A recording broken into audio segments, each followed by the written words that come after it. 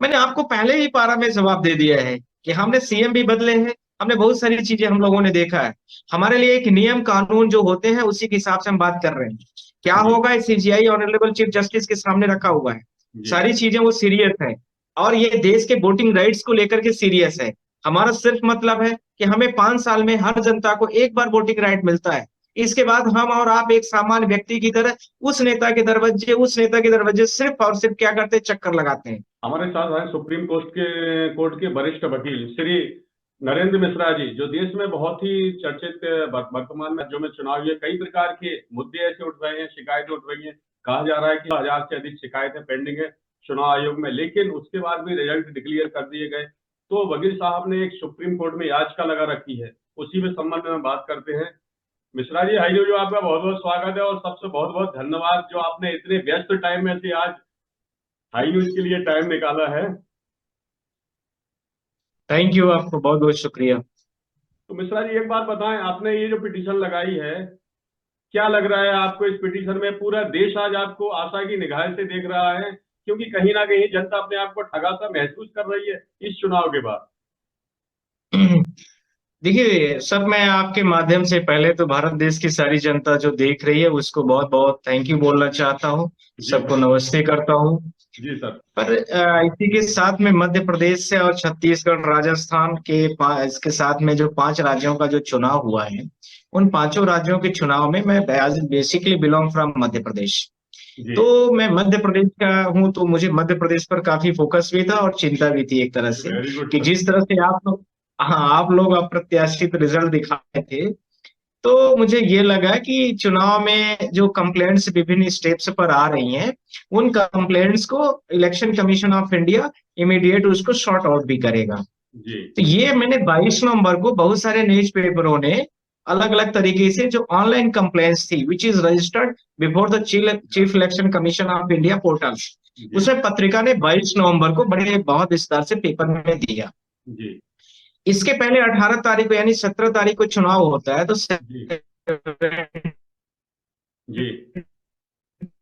जी 30 को नवंबर को जी और भी पाई गई, जो कि इनका जो स्ट्रांग रूम बना हुआ है, जो स्ट्रांग रूम से वो बाहर पाई गई है।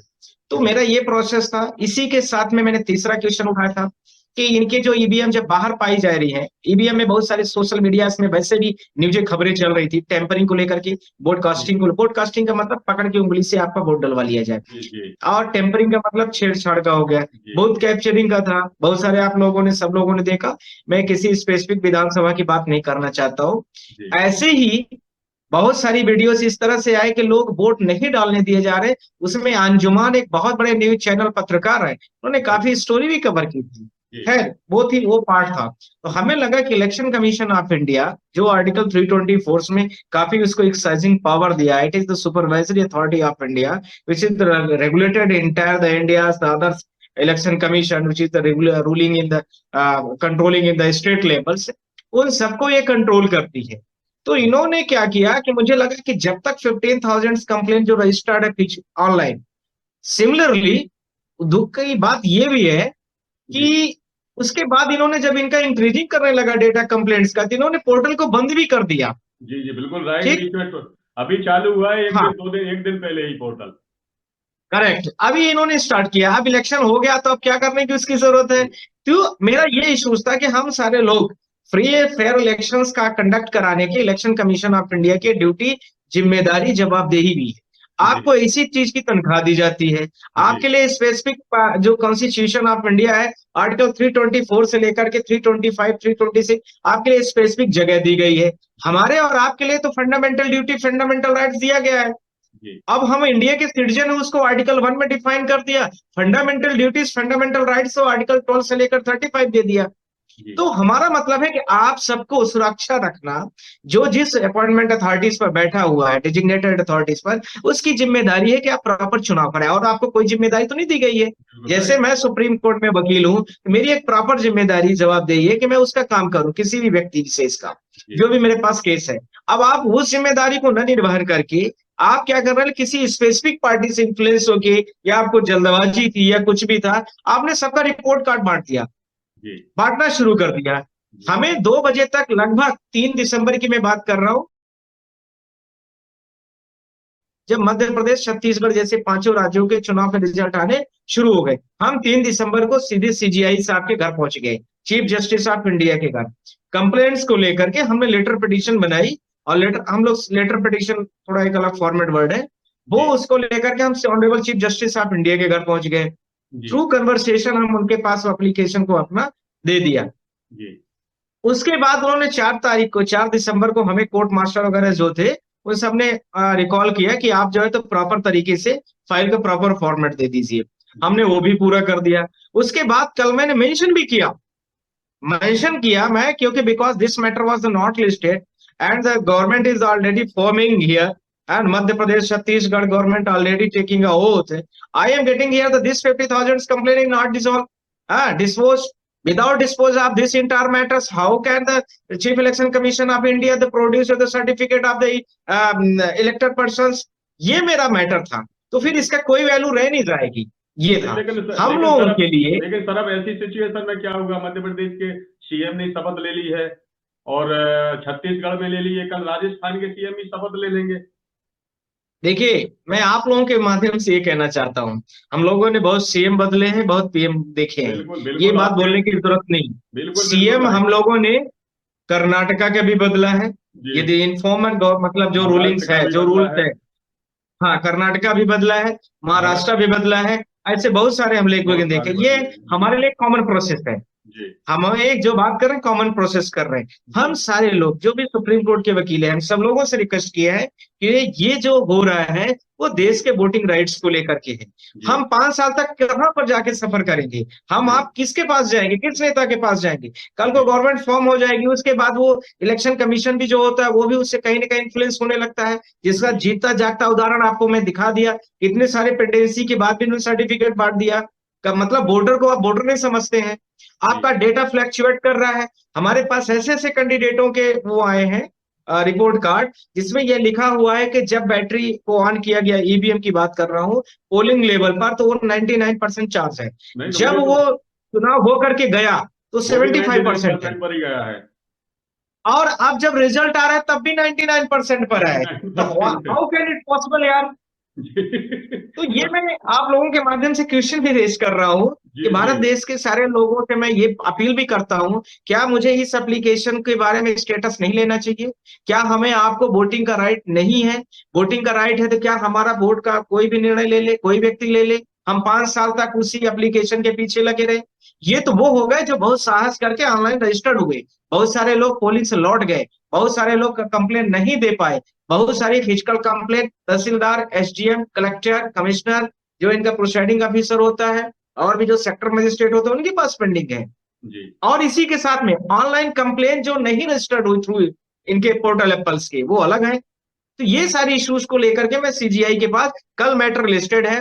भारत देश की पूरी जनता को मैं आप लोगों के माध्यम से बताना चाहता हूं कि जो कल होगा वो देश को 140 करोड़ की आबादी के लिए एक नया दिन होगा और अच्छा होगा। ये मैं सबसे मतलब रिक्वेस्ट भी कर रहा हूं। और honourable chief justice of India जो करंट के हैं, वो लॉज को सबसे ऊपर रखते हैं, और वो कॉन्स्टिट्यूशन ऑफ इंडिया को सबसे प्रिफर्ड करके उन्होंने इस मैटर को कल जब मैंने मेंशन किया है, उन्होंने खुल के बोला है जी कि this is the urgent matter.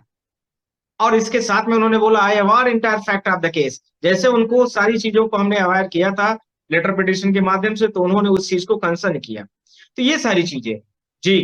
अच्छा सर, एक सबसे बड़ा इशू और है, जनता जनता अधिकतर पार्टियों से क्या विपक्ष की पार्टी को ले लो, उसको तो जनता की ये मांगे कि चुनाव बैलेट पेपर से होना चाहिए। तो ये कोई इस प्रकार की कोई बात आई है उसमें क्या मैटर में? मैंने ये बोला है कि बहुत सारे कैंडिडेटों ने अपने अपने पोलिंग लेवल से, जैसे मध्य प्रदेश में 230 विधानसभा थी, छत्तीसगढ़ से भी बहुत सारे लोगों के मुझे कैंडिडेट्स के फोन आए अलग अलग विधानसभा लेवल पर।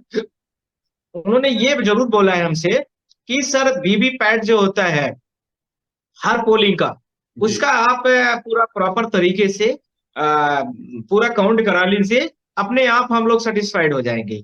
तो मैं इलेक्शन कमीशन मतलब सीजीआई से मेरी प्रेयर में तो एक पार्ट हो सकता है, पर मेन प्रेयर तो हमारी ये है कि 15,000 कंप्लेंट जो हमारी पोर्टल में पेंडिंग है, उसको लेकर के कि वो बिना डिसाइड किए हुए इन्होंने कैसे कर लिया। इसलिए तब तक जब तक डिस्पोजल नहीं हो जाता है केस का, खात्मा नहीं ले जाता, तब तक इनको ऑर्डर पूरा रिकॉल करने के लिए। नहीं तो आपको क्या लग रहा है, इससे क्या ये जो रिजल्ट आए हैं ये होल्ड हो जाएंगे या फिर री इलेक्शन हो सकते हैं? मैंने आपको पहले ही पारा में जवाब दे दिया है कि हमने सीएम भी बदले हैं, हमने बहुत सारी चीजें हम लोगों ने देखा है। हमारे लिए एक नियम कानून जो होते हैं उसी के हिसाब से हम बात कर रहे हैं। क्या जी होगा, सीजीआई ऑनरेबल चीफ जस्टिस के सामने रखा हुआ है।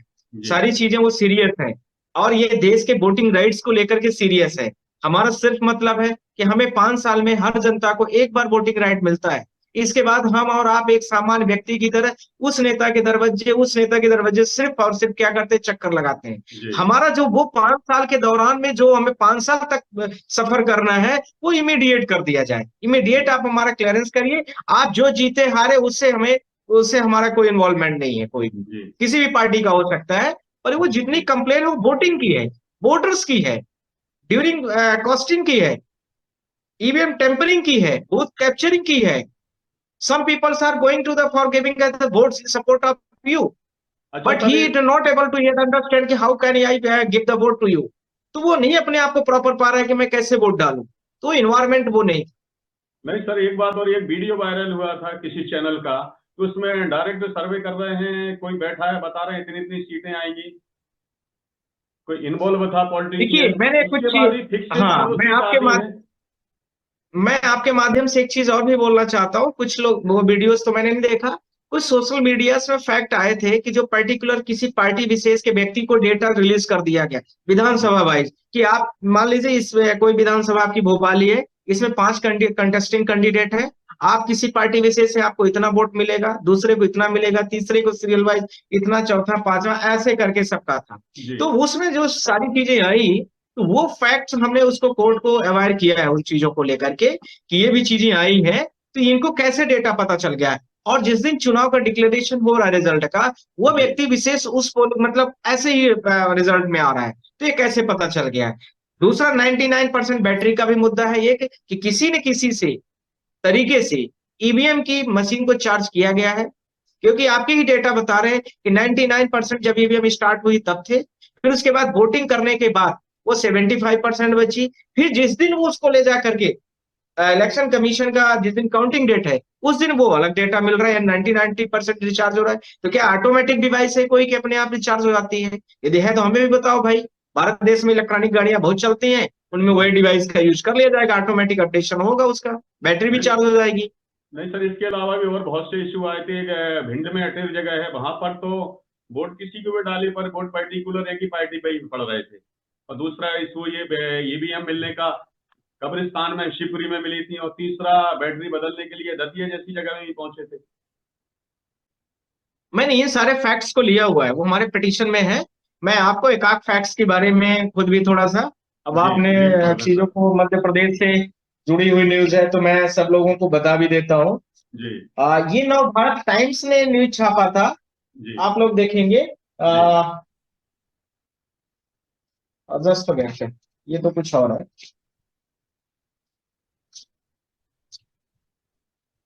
एक सेकंड मैं आपको ओके ओके, उस बहुत फैक्ट ठीक को जी जरूर दिखाना चाह रहा हूँ, जी जी है ना, जिससे कि आप लोगों के माध्यम से, दैनिक जागरण का है। ये जी। देखिए, दैनिक जागरण का डेटेड ऑन शो 18/11/2023 का है। Okay okay. आप लोगों के माध्यम से मैं दिखा रहा हूँ, ये जी इसी से रिलेटेड है जो आपने बोला है कि जी ईवीएम जो है वो ब्रूस में पाई गई, कब्रिस्तान में पाई गई है।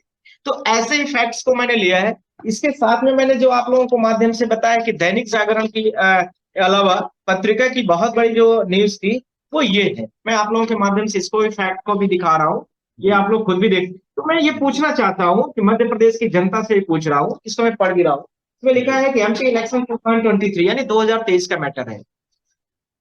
Malfunctioning is the EVM in the Madhya Pradesh, यानी गड़बड़ियां की गई, यानी जी। गलत तरीके से 15,000 कंप्लेन सी, ये लिखा हुआ है, आप खुद ओके देखिए। ओके, तो ये ये राइट। क्या मुझे मध्य प्रदेश, छत्तीसगढ़ यहाँ भी हुई है, तो उन लोगों से मुझे पूछने की जरूरत है, प्रत्येक वोटर से, क्या हमें अपने कंप्लेन का उस समय पर डिस्पोजल कराने की जरूरत है कि नहीं है? क्या मेरी लड़ाई आप लोगों के माध्यम से यही पूछना चाहता हूं कि ये मैं आप लोगों के लिए ही लड़ रहा हूं। हमें बोर्ड का फ्री फेयर इलेक्शन होना चाहिए, इलेक्शन कमीशन की जिम्मेदारी और जवाबदेही ये दोनों है। जो नहीं कर रहा है उसको मैं सीजीआई के पास गया, उसका डायरेक्शन आएगा प्रॉपर तरीके से, और ये अपने जो इनका जो जवाबदेही उससे बाहर भटक गए, वो जवाबदेही, इनको जवाबदेही पूरा तरीके से ऑनरेबल चीफ जस्टिस करेंगे। तो आपका सबसे ज्यादा ध्यान मध्य प्रदेश पर है क्योंकि आप मध्य प्रदेश की ही निवासी हैं। तो सर क्या लग रहा है आपको बहुत खुशखबरी सुनने को मिलेगी कल ये जब डेस्क पर मैटर आएगा चंद्रचूड़ साहब के? देखिए, हम लोग भी केस के बारे में रोज ही यही करते हैं। जैसे आप लोग रोज न्यूज़ों में बाइट करते हैं, तो आपको जी अनुभव रहता है कि क्या बाइट चलेगी या नहीं चलेगी, मैं ये नहीं जानता। जी वैसे ही हम लोगों को सुप्रीम कोर्ट का या जो भी कोर्ट से हम लोग जाते हैं, तो मोस्टली तो हमारा पूरा काम वो सुप्रीम कोर्ट का ही। तो हम इस चीज को जानते हैं कि इस मैटर में क्या होना है। जी तो अब हमारे मुंह से आगे का बयान आपको सुनना जो है, तो कल ज्यादा अच्छा लगेगा जब matter be listed before their sir and थोड़ा शॉर्ट ऑनरेबल में चीफ बता जस्टिस देना, is taking the big action. थोड़ा शॉर्ट में बता दें, लोगों को बहुत सस्पेंस है और लोगों को बहुत इंतजार है। देखिए, मैं इस चैनल के माध्यम से भोपाल और मध्य प्रदेश के सारे लोगों, वैसे तो सोशल मीडिया के माध्यम से आप सारे लोग फैक्ट में वायर हो गए हैं। कल ये मैटर लिस्टेड है और honourable chief justice of India बहुत बड़ा निर्णय देंगे। आप सब लोग इंतजार करिए। हम लोग डेली मेंशनिंग कर रहे हैं उसको, जिस तरह से कोर्ट इन सारे फैक्टों पर एक एक बात पर बात कर रही है। Entire facts already remain in his mind, वो सब उनके दिमाग में बैठा हुआ है, कैसे क्या निर्णय लेना है। और आप लोग कल का इंतजार करिए, कल सुबह का। कल मुझे लगता है कि भगवान अच्छा करेंगे और मध्य प्रदेश की जनता ने 140 करोड़ की जनता का जो वोटिंग राइट्स है, किसी भी पार्टी का हो सकता है, किसी भी विचारधारा का हो सकता है, पर हमारे भारत देश का नागरिक है, उसके वोटिंग राइट पर कहीं भी प्रॉब्लम न आए, इसको लेकर के मेरी चुनौती है। और वो मुझे लगता है कि कल भगवान करेंगे, अच्छा दिन आएगा। ठीक है वकील साहब, बहुत बहुत धन्यवाद। हम कोशिश करेंगे कल शाम को फिर आपसे थोड़ा सा टाइम लेना चाहेंगे सर। बहुत बहुत धन्यवाद देते हैं हमारे मिश्रा जी, जो एक बहुत बड़ी खुशखबरी देने वाले, जो कहीं ना कहीं मध्य प्रदेश के 5 राज्यों की जनता अपने आप को ठगा सा महसूस कर रही है, उनमें सबसे ज्यादा ठगा सा महसूस कर रही है मध्य प्रदेश की ही जनता। जब झोंक लगा सुगंध उड़ी, मुंह में पानी और भूख बढ़ी, बढ़ाए हर व्यंजन का स्वाद, मिला है इसमें माँ का प्यार। गोविंद मसाले जो खाने में डाले हैं, आपस में अपनों का प्यार बढ़ा दे रे। गोविंद मसाले, मसाले जो रिश्ते बनाए।